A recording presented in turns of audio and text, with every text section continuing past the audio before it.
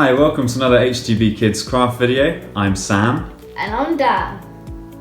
Today we're going to be making this paper cross by folding a piece of paper and using one cut with some scissors. So what you're going to do, take your piece of paper and fold the top right hand corner down until it's flush with the left hand side of your page. And make sure you flatten out the side like this.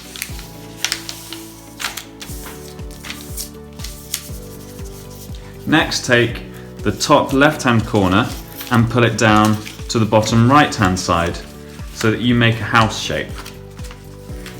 You have a triangle on top and a square on the bottom. Make sure you crease out the side as well. Next, you fold the whole thing in half.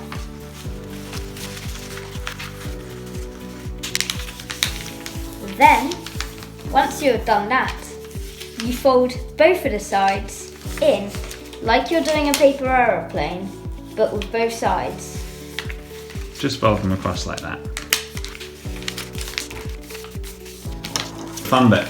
You take scissors and make sure you don't cut your fingers, but cut one straight line down the middle lengthways like that. Straight down the middle. No stopping. All the way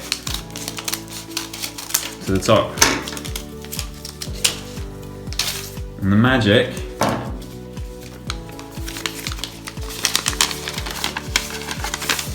is you have your cross. You can decorate it any way you like.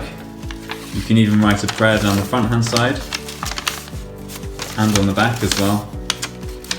Your Easter cross.